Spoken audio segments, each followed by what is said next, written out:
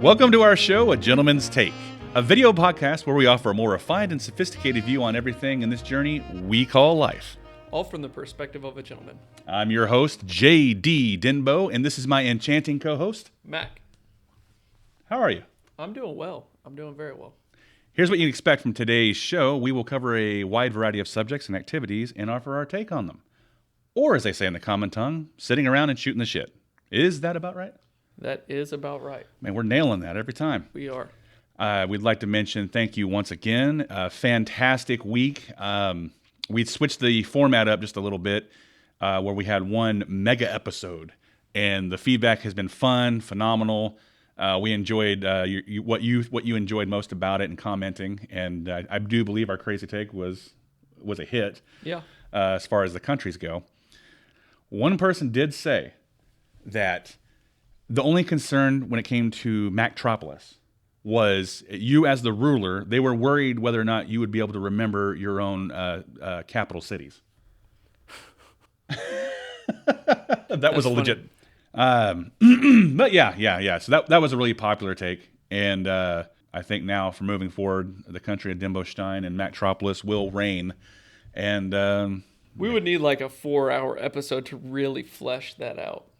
I would be more than happy and excited to contribute to a 4-hour episode of our countries. I liked how it went, but to get into the nitty-gritty details, it would take so much more time. Yeah, because between the three of us, I'm sure we definitely all had a lot more to say. Oh, yeah, for sure. You know, and you're laying out points that I was like, I do agree with, and you're laying points that I disagreed with. But you know, it's like, that's pretty much how I would want something to run. So in a lot of ways, I think we were similar, and just there were some other basic fundamentals that we did depart on. So I think an in-depth discussion would be fun. Yeah, it would be.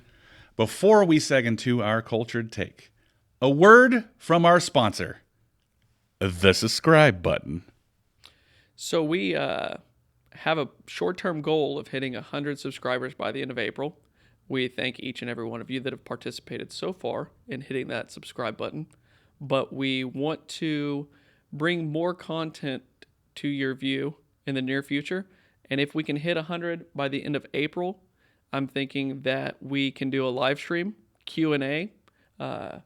You all can join the live stream, ask any questions that you may have that we can kind of fire from the hip and answer you live. So maybe even join us in a phone interview. Yeah, it'll be something that'll be very engaging for us, for you, as a group, as a collective. All of us could just kind of spend a little bit of time together on a live stream. I think that would be exciting. But we definitely have to get a little bit more of a group together before we do that, because we don't want crickets, you know? So absolutely. At the end of the day, we would do a live stream for, you know, who knows, maybe an hour? Yeah. Something like that. And I think that would be exciting. So at some point when you're having fun, you just lose track of time. I definitely want to hear more from everybody out there, because you guys seem to have some really interesting takes and interesting feedback. Yes. So it'd be good to have you guys on the show so you guys can let us know how you feel about certain things, or ask us questions that you may wonder what we think about. And let's also just be happy for the fact that A Gentleman's Take finally gained a sponsor. And so that has been a word from our latest sponsor, the subscribe button. Ding! Alrighty, so let's go ahead and pop that culture. What do you think? I think it's a good idea.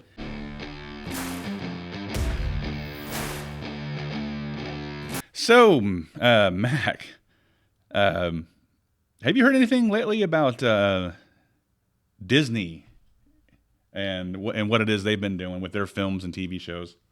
The only thing I heard, and this may be true or false, I'm not 100% sure because I didn't read the article, but I heard they sued The Rock for $30 million or something like that. Oh, I didn't even know that. I think that may be true. I'll have to Google it after this. I wonder why they sued The Rock. I don't know. This man has been untouchable. I mean, like, he's been I think they won too. Oh, man. It had to be some kind of licensing thing or I don't know. Something. Well, I mean, it's funny about The Rock, too, because he seemed to be like everyone loved him in everything. And his detractors' biggest thing were, he just acts like himself in every movie, which, by the way, you haven't seen Faster. And so go watch Faster. Or watch Be Cool. The Rock is completely different. But yeah. So, and I think ever since he made Black Adam, the DC superhero movie back in October, I think he has taken more of a hit, but it's been a little unfair. But hey, that was a good movie. But because that movie failed in its financials, they went ahead and parted ways with him and Henry Cavill as Superman, and they're rebooting the whole thing. So the DCU is a whole different take. Now, on that same token, on losing financials, Disney has been losing money left and right. There is so much going on behind the scenes at Disney when it comes to their major franchises, film or TV show wise, and they have lost an untold. I think it was millions of subscribers from Disney Plus. For those that subscribed, I don't. And the franchises they've ruined. And the reason they were ruined is they were so focused on the agenda message and diversity representation, which, that's a whole separate discussion in and of itself. I mean, but the majority of the fans did not like that. And so, like the first Star Wars they did, after they bought it, man, that first Star Wars, The Force Awakens, was actually pretty good. I was excited to see the sequel. And then even Rogue One, which took place just before the original first movie back in the day, was decent. But that's where the problems began. The producer there, Kathleen Kennedy, who took over, she's been in the industry since 1980 at least. She's always worked with Spielberg, always worked with Lucas. She was a logical choice at the time to take over Lucasfilm, and so during that Disney merger, and she was pushing the whole concept that the Force is female, and every movie after that had unbelievable problems. As far as Rogue One was the second Star Wars movie. 3/4 of the way in, she fired the director because he disagreed on something. They filmed The Last Jedi, which was the perfect everything she wanted. That was the sequel to that original Star Wars movie. And that people feel like that wrecked the entire franchise. And because of that, the consequences of that, the ego behind it, tanked every Star Wars film after. What do you mean by the Force is female? Oh, she was trying to push the whole thing where, girls are important. Girls need more representation in Star Wars, when Star Wars always had that with Princess Leia and other strong female characters and all throughout the continuity of Star Wars. But for some reason, she always held it against George Lucas. She did not like Luke Skywalker. Why did he get to be the main hero? I'm like, she was just as big a hero as him, plus their brother and sister. She went out of her way to dehumanize and make Luke Skywalker look like a piece of trash, who was just bitter and old man. He was written so poorly and handled so poorly. And then Harrison Ford's character was killed off. But the actress playing Leia, she made Leia, I think Leia has had more screen time, Princess Leia, in these recent movies that were the sequels. They gave her more scenes in CGI in the old school trilogy. And then they did something that took place while she was still a kid. And again, the show was called Obi-Wan Kenobi, but the focus was little itty bitty Princess Leia and how great she was. The reason everything happened was because of her. So they just made this big push on every female character, and they made every male character be a bumbling, can't figure things out. That it's just they went that route with it, and it was insulting, and the fans responded. They even made a solo movie, Han Solo movie. They did not do him justice. As a matter of fact, it was because of the girlfriend he had. She was the reason he became Han Solo, and I don't know. It was a poor film, a poor take. And Star Wars took a huge hit. That they lost money, and they had to do the final film in that trilogy, the new trilogy. They had to retcon, play catch up, clean up the mess that The Last Jedi created for them. And that Solo was the first film to lose money, and then after that, it was every film after that. And every TV show has been unsuccessful. The only one that was successful was The Mandalorian, which I'm sure you've heard about. Little Baby Yoda and the Bounty Hunter, and I enjoyed the heck out of that. 2 seasons of it. It wasn't like the greatest thing ever, but it was a space western concept and an adorable character everyone loved.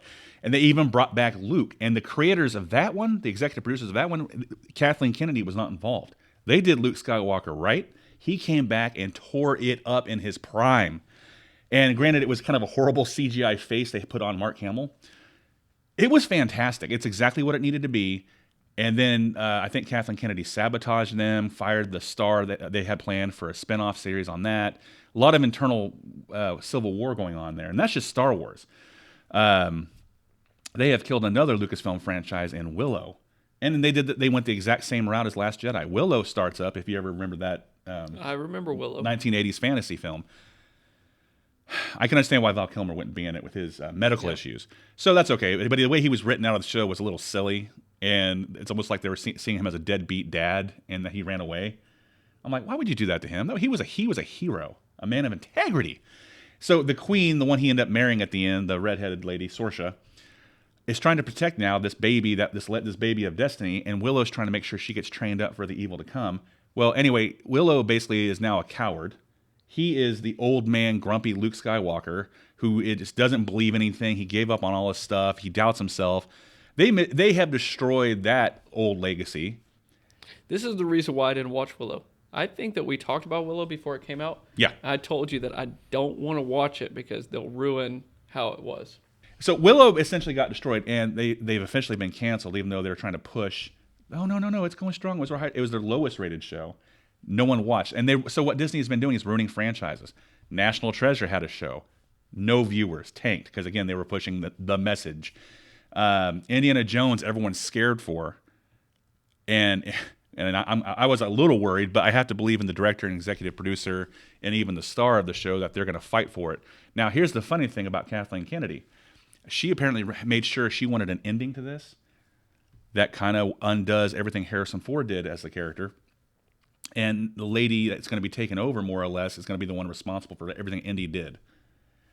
So the head of Disney actually finally, I guess, got tired of losing money and gave her an ultimatum and said something along the lines of, Indiana Jones needs to turn a profit. Not break even, turn a profit. If it's not, you will be publicly disgraced and fired, and you're going to lose your bonus. She has an executive producer bonus to where even after she retires, she's going to retire either way, that she will still have executive producer credits on like up to 4 films, and I think that's a bonus of like $30 million. They're gonna find. I'm like, I don't know what took you guys so long. She has tanked. She made Star Wars an untouchable franchise. They had planned all these shows and all these movies, and every one of them were announced, and every one of them has since been canceled or abandoned because they're realizing they broke it. Fans do not like Star Wars. They do not react to the message version of Star Wars. And Willow's now dead for the same reason, and people are worried about Indiana Jones. So they're editing it like crazy right now. They even supposedly shot a new ending. I'm like, y'all better hurry. You got 3 months. So she is now at risk of being publicly humiliated, and so her agenda just killed it all. The same thing happened and the reason why she's also scared is the same thing just happened at Marvel, which is also Disney. Those Marvel films that, starting with Iron Man and still going on, even though for me it ended at Avengers Endgame when that whole storyline got wrapped up, they publicly said they're going a different direction for the sake of the message. I don't like any movie. Well, maybe I shouldn't say I don't like any. I generally would not like to watch either a movie or a TV show if you start with basic premise that you want to make scene, and then you make the story around that. Yeah. Almost every single time there's an agenda that's in a TV show or a movie, I feel like it's because I'm watching it and I already see where you're trying to take it. Yep. It's like, I'm not stupid enough to fall for this. Like, I don't even care about what the agenda is. It could be the best agenda in the world. It could be something that I agree with 100%. But when it becomes propaganda, but it's like, you're going to ruin something. Don't force it down my throat. Yeah. Like, you're ruining the point of watching it. Everyone was wild about Marvel. You know that. Go see Guardians of the Galaxy. Go see Captain America. Go see Thor. And they were that, and it was a long, cohesive story, which I give them props for. And the movies were a little formulaic, but hey, it worked. It was a good time. Now, since the Avengers storyline has wrapped up and they went this new direction, every movie. These movies were moneymakers, by the way. Broke records. Every movie has failed. Every movie in this newest phase has failed over the last 2.5 years. And okay, so they restarted a new phase. And I think Ant-Man was the latest one that released in February. And it had a really strong opening and had the biggest drop-off in second week box office history. It was just like a $62 million drop. No, everyone hated it. They butchered it for the sake of the agenda. And even like Wakanda Forever, which people were really excited about, had a really strong opening. And the same thing, it just the message killed it. The fans stopped going. And so Disney has essentially killed Marvel for the sake of their message. And Now, what is it? Ike Perlmutter was just fired. He'd been the head of Marvel since like 1998, the toy division. I think he took over originally. And I'm like, okay, so if they were going to fire Ike Perlmutter, he was more of the kind of the right-leaning side of viewpoints. So it's like, okay, it will make sense they'd fire him. Well, they also just fired Victoria Alonso, who has been there since the beginning of this Marvel Cinematic Universe, and she was the very left side of everything. She's the one that was proposing the upcoming X-Men not be called X-Men because it's sexist. So she wanted to call them the mutants. I'm like, what? How is X-Men sexist? I don't know, because it's men, not ex-women. And here's the thing: if anyone is a fan of the X-Men series, they're gonna know this is the most diverse group of characters of men, women, race, everything you could ever want. They were diverse before diversity was even an issue. And some of the baddest characters are the women. Yes, and strongest. That was established. Yes, Storm is well known to be one of the strongest. Jean Grey as herself, or the Dark Phoenix. Jean Grey. Dude, okay, yeah. Yeah. Yeah. So they have tanked this. Disney has ruined it and killed their own franchises. And here's proof of the fact they've lost money. Besides the fact it shows they've lost money, because they're trying to blame the pandemic for, well, the pandemic, we took a hit. Okay, the pandemic's not going on right now. You have movies like John Wick 4 out right now, crushing Disney. We're talking crushing the number. It's like where they needed that kind of money, and they're looking at the demographic. It was primarily men that went to go see John Wick 4. And Creed 3 is out, the boxing movie, continuing the Rocky saga. Same thing. That thing crushed and destroyed Ant-Man, and DC movie came out, Shazam 2. They kind of went the Marvel route with how they were trying to push a message, and it's like, no, that had an even worse performance than Ant-Man. So there's proof. If you make good movies and you make them for the fans, they're going to support you, and you just have not been doing that. Don't cater a message to the people you want to cater to that aren't going to pay the money. Right. And good luck. As long as you continue to do that, we're not going to support you. I don't want to support. Only thing I will support is Indiana Jones, because I believe in the executive producer, Spielberg. Yeah. And I love the director of it. He directed Logan and 3:10 to Yuma, James Mangold. Fantastic director. And Harrison Ford himself. And apparently they weren't worried about the movie because I think they knew Kathleen Kennedy was about to get an ultimatum. Mm-hmm. That's why I have faith. That's kind of encouraging, because before I wouldn't have believed that would have happened. Right. And one big thing I'm leaving out throughout all this, all these poor numbers and poor this and that, and the rejection of the message. Like we didn't reject it, we just didn't want to see it. They've been attacking their audience. To explain why the movie failed, they're attacking audiences as racist, sexist. And that's been their go-to. It's like, that's another thing that just pisses people off. You can't attack your audience that you want the money from and to say, the reason you didn't go see this movie is because you didn't like the fact that a person of color was in the lead, or a woman was here, or wherever you're in your fragile male insecurities. And it's like, no, the reason is how you're talking to me right now. It's like they're just afraid to admit, we made a shitty movie. You think every movie makes gold? No. So anyway, it's not our fault. It's your fault. It's enough to drive one crazy, but we aren't the crazy ones. I don't think so. So, but do you want to get crazy? I'm down to get a little crazy. Let's get nuts.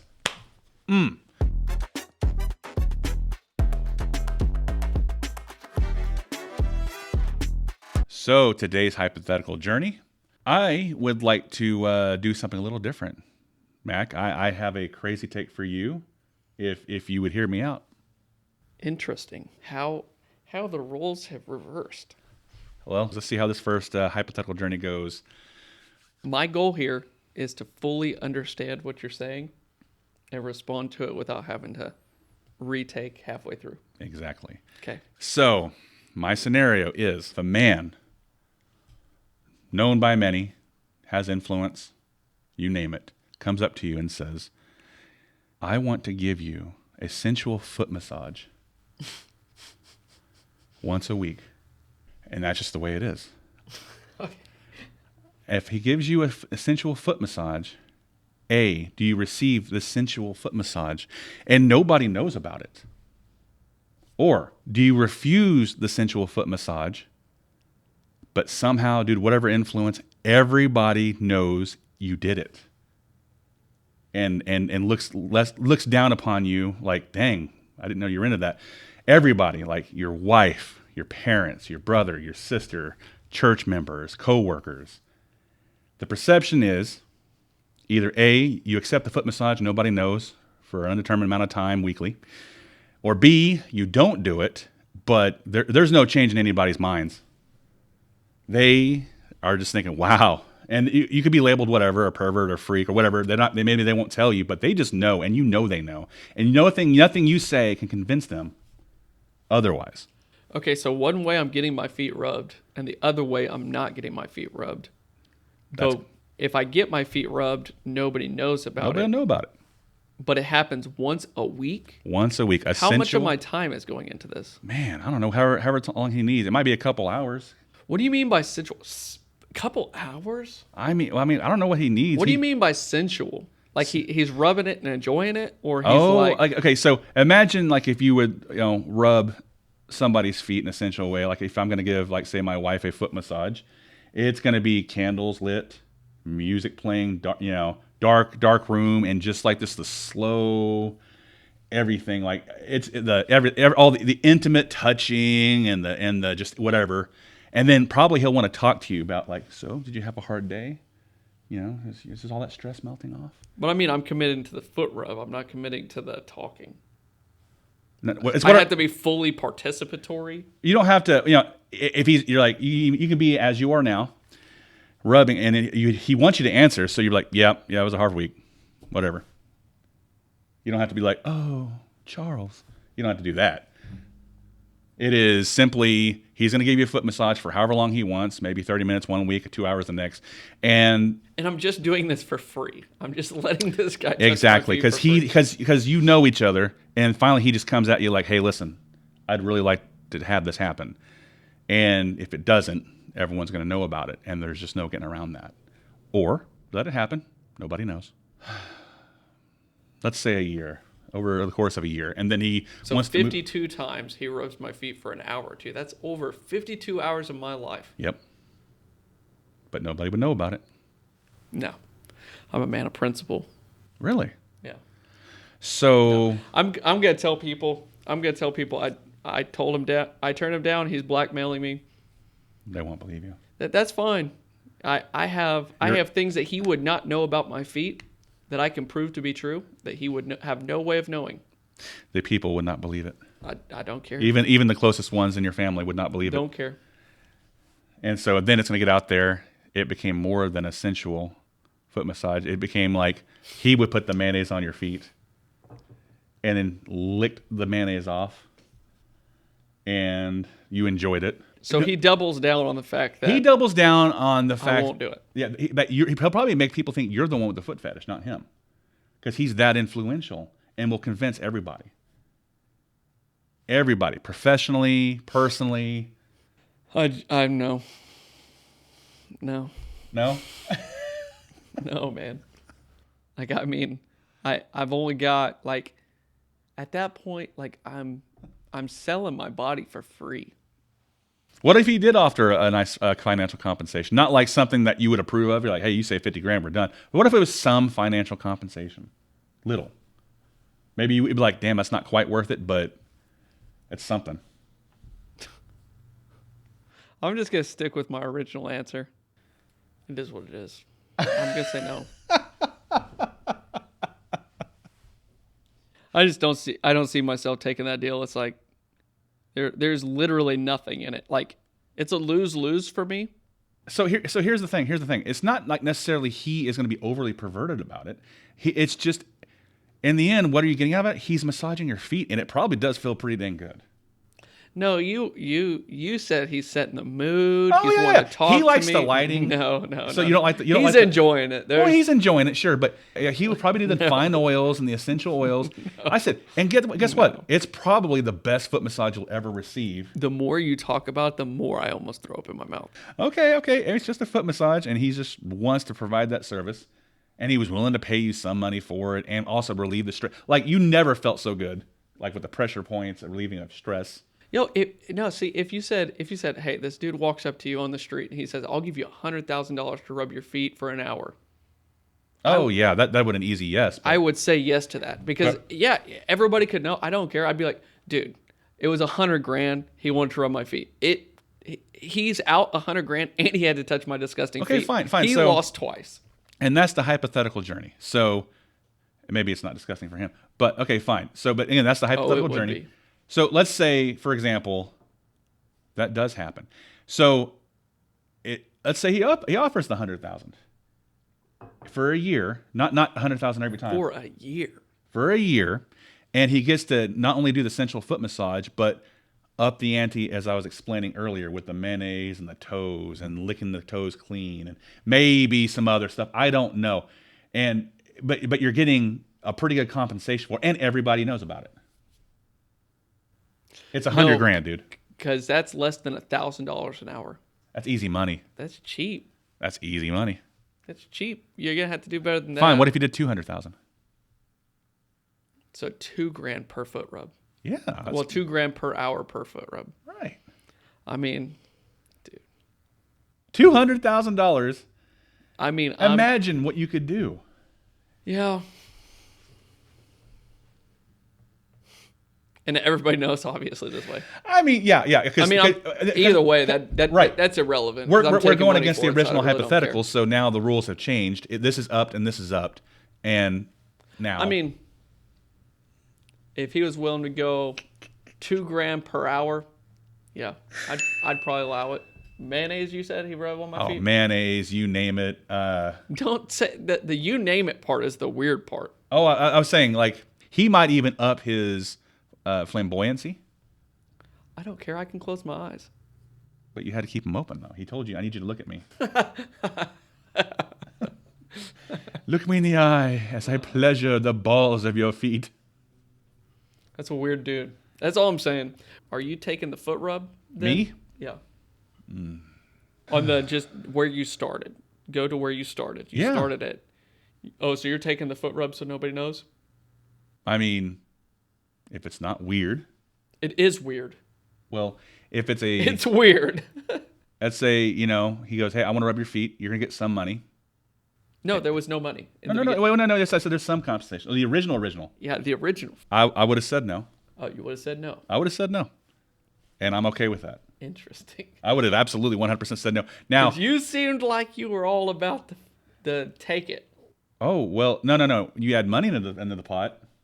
I'm getting a good, and it's not getting weird on a level I don't want to surpass, like say for the 100,000 or 200,000. If it's not at a level I don't think it's quite worth it, but in the end, it's not getting too weirded out, and I'm getting a good foot massage. I mean, we'd have to work out the contractual details, but once there's money involved, it's like a job. I'm sitting there. Let's just say though, no dough, no show. So if you're going to offer me something that I'd like, I guess I can live with that. It's a little extra side income for a year. I would do it.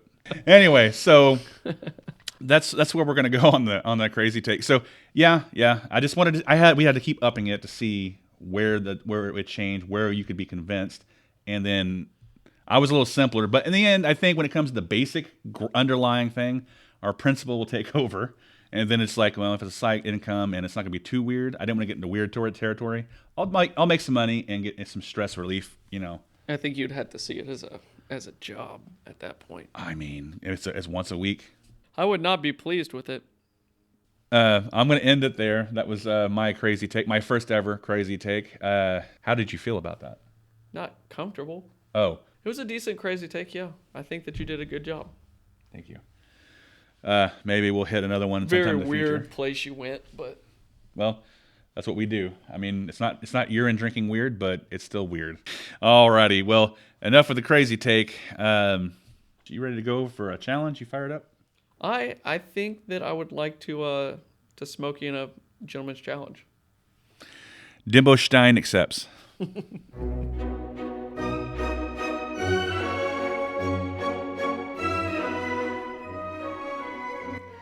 Welcome to today's Gentleman's Challenge. It's a pretty simple concept. You may recognize this block tower of a name we're not going to say. Wood block lean tower. Wood block leaning tower. Jumbling tower. Because we're not getting any sponsorships from Hasbro. So, the challenge is simple. We're going to play this jumbling tower game. And you've seen it. You've probably played it yourself. Let's see who can bring the balance to the better man. And so It falls over on the first one. You're just like, damn it. that was a bad choice. Oh.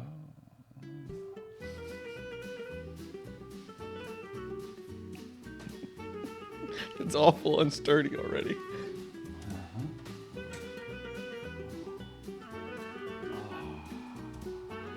There we go. There we go.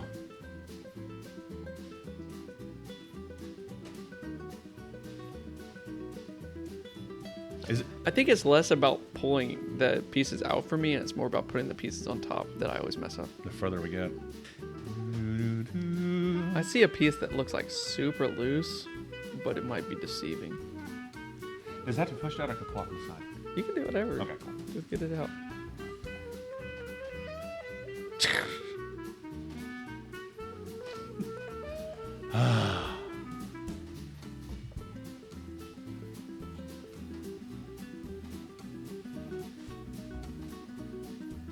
That's pretty good. Oh, we got still. Maybe it did. Uh-oh. I believe in you.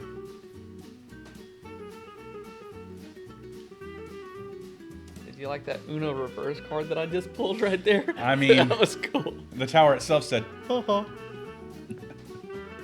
I liked that. That felt good. That made me nervous. Yeah. I reached out and I realized I wanted to do that one because I saw it was loose. Well, since we're almost on the third layer, let me just go for the gusto. The third layer. Yeah, that's a bad choice.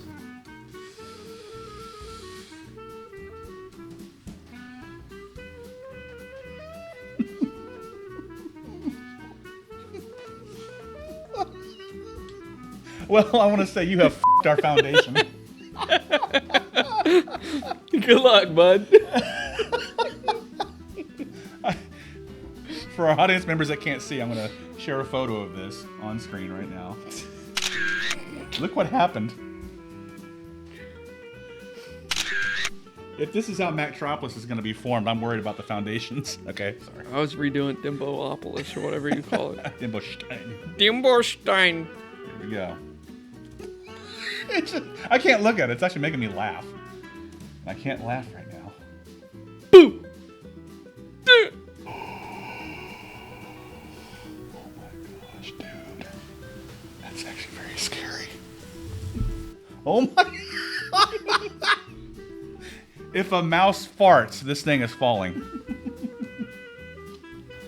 Okay. I can't see without bumping the table.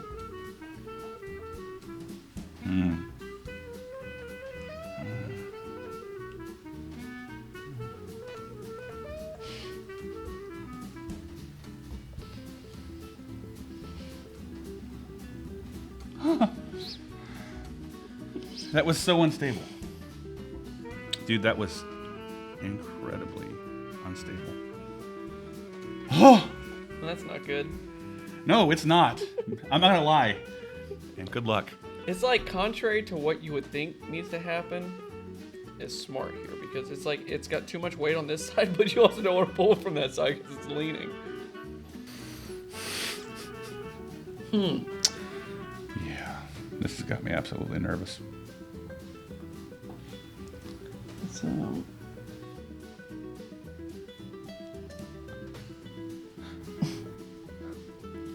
yep, that's not gonna work. Oh my, try the other side. Well, no, that would have forced the weight on the other side, won't it? I mean, we made an agreement that if you touched it, you had to pull it. Yeah, but you can also go the other way, right? Oh my. Damn it. I'm trying to like grab it to pull it out. This is gonna. Yeah. This is puckering. I'm losing. No. Come on, man.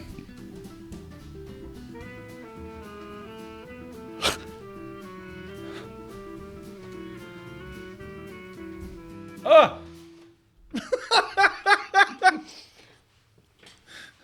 Okay. I had a hard time with that one right above it, the center one above it.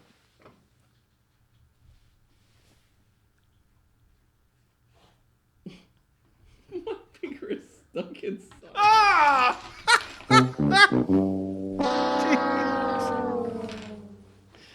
Yay. Well, hopefully the Comeuppance doesn't suck. Stupid children's games.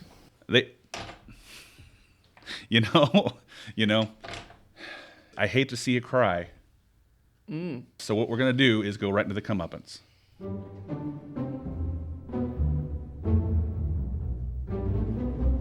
So, explain to me how this is supposed to work exactly. Well, quite simple. We have this onion here on the cutting board.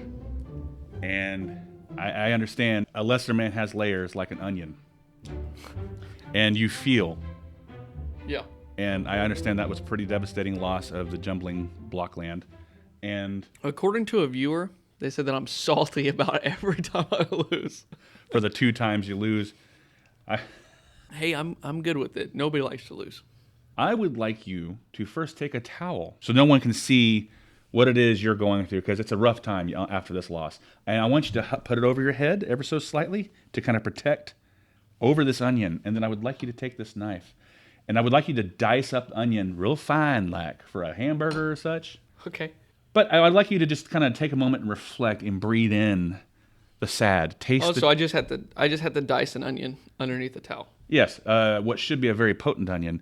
And I need you to taste the tears and then appreciate what it's like to be the lesser man. Okay, cool. So, yeah. We're going hats backward on this one. Looks really good. Is this satisfactory? Yes, it looks like you're about to feed a baby. Okay. All right. Now, can I witness the first cut? Look at that. Could you have given me a more dull knife? This knife is pretty dull. I'll have to check with our staff in the gentleman's kitchen. Alrighty. The key here is you really need to feel what it's like to be in the shoes of a lesser man and what they have to go through. That's what that feels like. The lesser man does have layers. You would know. And I would know. I mean, I think. I don't know. Are we keeping track here? I don't know. Anyway, it doesn't matter. I'll just say I've been there. And I'd like people to understand what a lesser man goes through. And that is my graciousness as a better man. Apparently, onions do make me teary. Is it a stingy teary? Yeah, it's kind of stinging. It's a little worse down here than I initially anticipated. We're with you on this, buddy.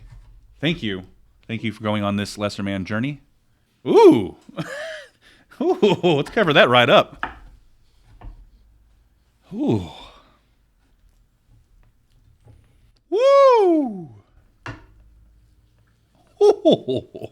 Ladies and gentlemen, not only do they have layers, they have stinky layers. I see why Fiona and I had to split up. I realized I wasn't the one for her. I couldn't, commit to her needs. But at the same time, if this is truly what an ogre is like, then Shrek had more layers than I ever did. Here's to Fiona and Shrek. Congratulations. May your layers complement one another. But still, we'll always have that time in the mountains. I think she coined the term thigh master before it was a thing. I thought my damn ribs were gonna break. I heard she once squashed Farquaad's head. Farquaad used to be taller. He used to be a lot taller. Between her thighs. A few moments later. Hey, I'm not gonna lie, you look like a beekeeper. Oh, lesser man, does whatever a lesser man can. You've cut the onion. Oh. Shrek! My mouth was open and everything. So you've inhaled the righteous sauna of the onion fumes. Let us see your journey. Are my eyes red? No. No, they are glassy though. You wouldn't think. But that little onion, not only did it have layers, there was more to the onion than we saw. And that, my friend, is the lesser man. Represents the lesser man, the onion. Yeah, There was more to you than what we saw, and again, and what we've seen with me in the past. Can you see my eyes? It's actually pretty tasty. Thank you for sharing this. That's a vulnerability that has been exposed. You want to try some? Yeah, I think I might. Cheers. Onion. Ooh. Oh, okay. Ugh. Alrighty. Well, that'll conclude the Comeuppance for the Lesser Man, and we're gonna go ahead and go right into our hot take.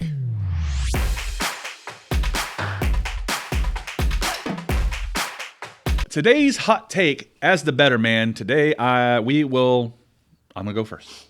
So the hot take will be nothing trendy, nothing too flashy. It's just gonna go back to, you need to learn your social cues in general public settings with people. How to conversate, when to, when not to, because quite frankly, sometimes it's funny to me that adults never seem to grow out of being the child phase. And it's like, it's baffling. How did you make it this far with these limited manners? So, prime example, and I'm okay with this. I go to work one day recently, and I'm on the phone with my mother.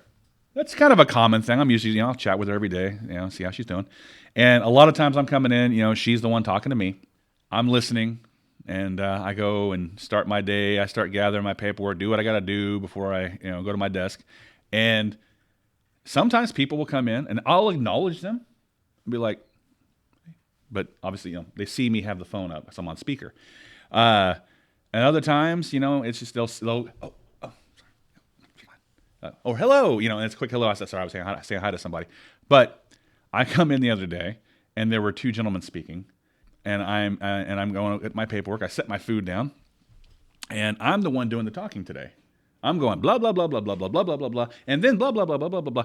And as I'm gathering my paperwork, one of them goes, "Oh, I wouldn't leave that food there. Wow, yeah, that's not going to be safe. I want some of that." And the other person goes, "Yeah, that smells good. That's not a good idea, Denbow, Denbow." And I'm clearly talking still. I'm not being quiet. I'm talking, and one of them goes, "Well, I guess he's just going to ignore us." And the other person goes, "Yeah, I guess so. He can't be bothered." And they're just going anyway, and they get all uppity about it. And I continue to talk. I am ignoring them at this point because I'm talking. And anyway, they leave. As soon as that door shuts, I turn to, I believe it was Perry, and I said, "Hey, obviously I'm not going to talk to you because I'm on the phone. I'm on the freaking phone. I am the one doing the talking. It's not like I was listening and maybe it's like, oh, you can get a word in edgewise. I'm the one talking, clearly engaged in a conversation with somebody else that you have no idea who it is. And it doesn't matter who it is, but obviously you didn't care enough to notice or ask yourself, man, maybe we shouldn't say anything. Maybe, let's just wait. And or if you have to go and there's no opportune time to make the trendy joke about, I wouldn't leave that food sitting around." Like it's the first person to ever say it. I guess you can squeeze that in there as another reason to not like it. But it's like, don't be rude. Don't interrupt me. Don't do that. And if it's an emergency, I understand. But if that's your go-to, sorry, you're a moron. Do the people that you're talking about watch the podcast? To my knowledge, no. And it's okay. I'm willing to address it if it does come up, because I'm not being hateful about it. I'm just calling them out. You're being rude. You're being disrespectful, and that's that. And just learn your social cues. Know when you can, know when you can't. That's all I'm saying. And I think that should have been established as children. Your mother, your father, they're on the phone. Mom, dad. What? Can I have a cookie? I mean, that should have been instilled in you from the very beginning, but clearly you chose to rebel on that point. And just don't do that. Don't do it. That's all I got. That's my hot take. Learn your social cues. Stay in your lane. Plain and simple. I don't think many people would disagree with that. I think that people do it unknowingly. I think the people that would disagree with it are the ones that are like, what's his problem? We were just trying to be nice. Though I'm talking to those people. That's my... And I feel like, honestly, Mac, I feel like that's a lot of people out there. Yeah. I could be wrong, but it happens to me it's pretty frequent. And that's who I'm talking to. And I have to believe majority of people already know this. It's just, it doesn't feel like it sometimes. Well, some people just have the mentality that their time is more valuable than every single person around them. Yeah. No matter how busy you are, like, you should be focused on them. I mean, that's just, everybody's just kind of selfish in that way. Like, everybody kind of thinks, oh, well, yeah, I understand you're busy, but if you just take care of me first, then you can go back to doing all that other stuff. And it's like, but you got me thinking. It's like the opposite's even true. I have like been in a serious conversation with people. Like they'll come to me and ask me a question, and I'm trying to be respectful and give them an answer. And while we're doing that, let's just say there's just types of people out there. While we're having that little engagement, somebody else walks into the room that I don't know if they just deem to be more important or they seek their validation. They'll, in the middle of a conversation I'm trying to have for them, they'll just kind of wander off in the middle of the conversation and then just either try to seek that person's attention. I'm of the mindset, it's like, okay, obviously he outranks me in your mind as far as he can give you what you need on a social level. And again, I have to believe it's just validation. Something about him he thinks will make you important. I don't know. The fact that you would be willing to leave a conversation, that is completely disrespectful. It's like, did you not hear me talking? And then just forget about it. This has happened to me more times than I care to count on a professional level, on a personal level. That's probably more so than the phone thing and the basic social cue there. And it just baffles me. So again, that still will fall under the hot take. It's a social cue. What's wrong with you? Fix it. That's all I got. my hot take isn't all that wild. I think, in my opinion, that MMA nowadays is the truest form of physical combat sports, and it trumps boxing, although boxing has a much bigger fan base. And legacy, yeah. Worldwide, their legacy is far more reaching than MMA. Sure. But I just think that MMA is a blending of all styles across the world. So like some countries, they don't generally like stand-up game, like boxing is not the paramount thing that they do. Yeah. Ground grappling, Ground and pound. for instance, is far more prevalent in other countries.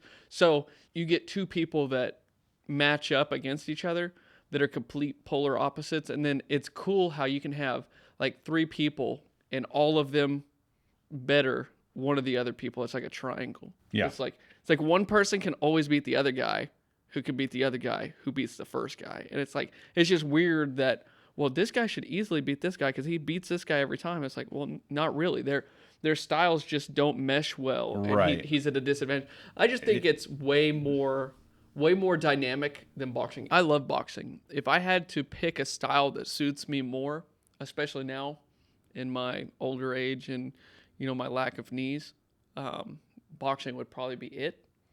But I thoroughly enjoy watching an MMA fight where they just come from different backgrounds and they get to go to blows and see who prepared. Like, preparing for the fight is so much more important now. Strategy. Like, getting people in your camp to train with that could mimic and mirror the opponent better. Yes. That's why some fighters have said that they have so much difficulty with certain people, is because there's not many people that, like, for instance, a John Jones. Mm-hmm. There's not many people that could mimic a John Jones in sparring and in training. So it's hard, and it's far more difficult to prepare for a fight like that. I just think that MMA is far and away the most competitive physical display of talent nowadays. So two things on that, Mac. One, I'm going to ask is, have you seen the movie Warrior? With it has Tom Hardy and Joel Edgerton, where they're two brothers in MMA, and Nick Nolte, I believe, plays their father. Then no, I haven't seen any modern Nick Nolte movies. I'm telling you, I would like you to see this film, because if you're an MMA fan, and this covers a lot of aspects of the actual sport and strategy based, it is There's no way you don't love the movie. I would love to hear your take on that sometime. So that's one. Two, do you have a favorite fighter, either current or of all time? Do I have a favorite MMA fighter? Correct. I think one of the people that really brought in the age that we're in modern combat sports and MMA was Chuck the Iceman Liddell. I have a feeling. I really liked him. He's awesome. And yes, he towards the later stages of his career did have a glass jaw, and I really did not like when he came back after years off and had his. How long did that fight go? It was not good. They must have thrown a lot of money at him for just a gimmick. I was so sad when I heard that was going to happen, and I knew how it was going to result, and I was like, why would you do that? Like, you did so well against him when you were actually fighting, and then now it's just going to I felt like it was a legacy tarnisher, and that was sad for me to see. I think that it would be difficult to say John Jones isn't one of the best mixed martial arts fighters ever. I understand all the issues that he's had with different things and getting put off the fight card for a little bit for different reasons without getting too much into that. But just sheer ability, he is definitely top 3 of all time. Cool. You have cool fighters that bring an interesting dynamic to the MMA. Like, the MMA is so cool because it's unique. Yes. Like, everybody can come in, very humble and very quiet and just like. Are they for the people or the man of the people, so to speak? Like, you have your George St. Pierre's that have been out there. You've got your Daniel Cormier's out there. You've got your, more flamboyant and like Sugar Shane O'Malley's. And, it's just. Who's the Irish guy? Oh, man. You know what I'm talking about? I do. Conor? Oh, Conor McGregor. No, I thought you were talking about the. When you said Conor McGregor, I thought you were talking about Paddy Pimblett. The little bowl cut guy. Do you know that so a lot of people think that he's going to tarnish his legacy because in between fights, whenever he's not training for a fight, like, he blimps out. He loves food. He talks about how much he loves food. Like, he likes to eat a lot of food. So he gains a lot of weight and then trims it right back down. And at a certain point of your life, that's very difficult to do. Right. How old is he? He's in his 20s. Okay. So he's in that okay stage right now. He's young. I mean, he's still got the ability to do something like that, but it's going to hurt him doing that a lot over the course of his career. But not to diverge too far from your point, I want when you were talking about how MMA is very unique. So one of the other big phenomenons of that sport of the last decade, I would say, not a full decade, but a big personality. What were your thoughts on Ronda Rousey? I think that Ronda Rousey was a good fighter. Pre-movie roles and stuff like that, I think that she was very focused on what she was doing. She was very good at her sport. Holly got into her head a little bit. But I think that she had... What was the one girl that she fought against that talked just mad crap? Was it Cyborg? She got in her head. It was the girl that her downfall started with everybody turned on her whenever she was being ungentlemanly. Didn't shake the hand. Didn't shake hands with her. Yeah. I guess not ungentlemanly. Unsportsmanlike. Yeah, unsportsmanlike by not shaking the hand. She wouldn't shake hands, and so people kind of turned on her at that point because before then she was like the people's champion when it came to like female MMA fighters. And essentially, like a wrestling deal, she turned heel, and the crowd turned on her. Yeah, and that's also just so happened to coincide when she started getting her ass beat. And so it was like, I mean, she awed everybody with her ability, but then it's crazy. And her intensity. Every time, this goes for any sport, somebody takes a big jump ahead of everybody. Yeah. Right? Yeah. Somebody could take this massive lead where everybody's like, this person is untouchable at this sport. Yeah. Everybody catches up so quickly and everybody focuses so much on you that it's hard to maintain that mantle forever. So like you had like Anderson Silva.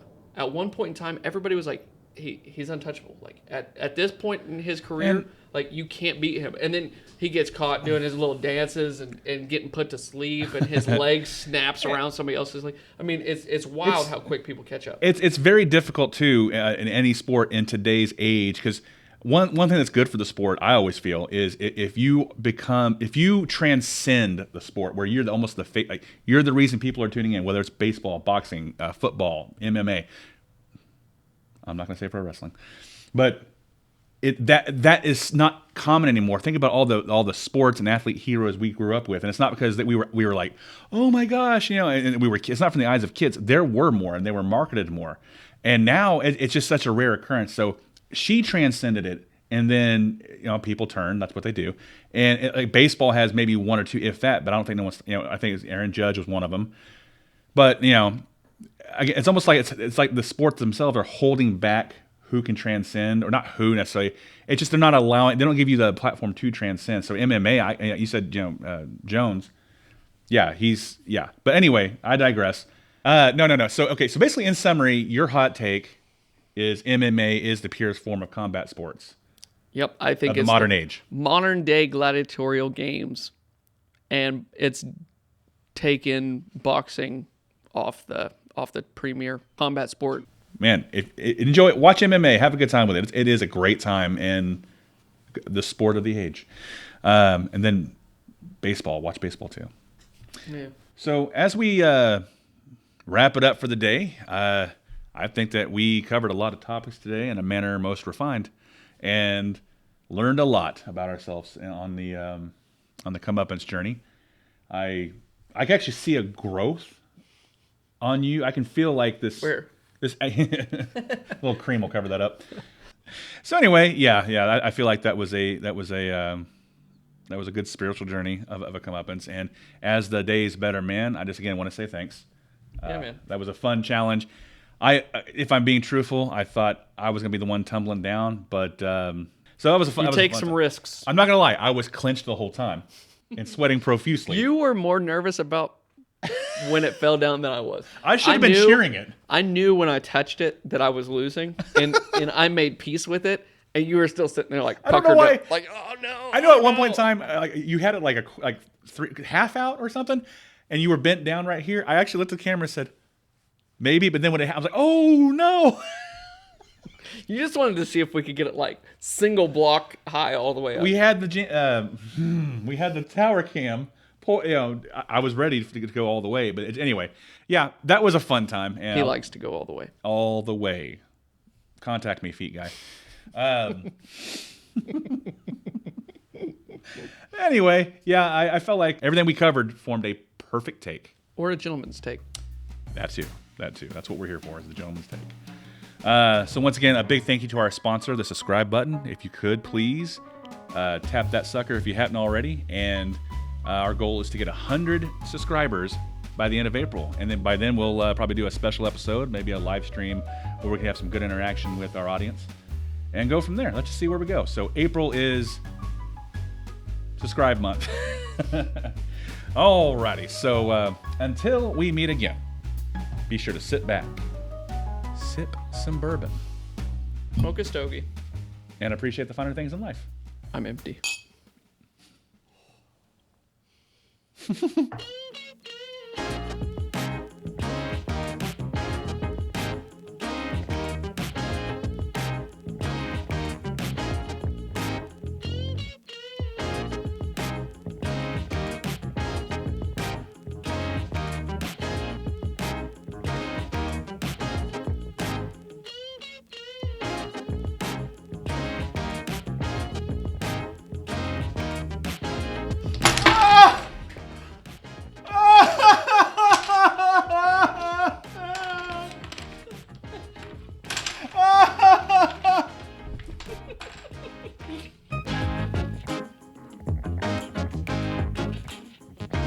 The Audience Take.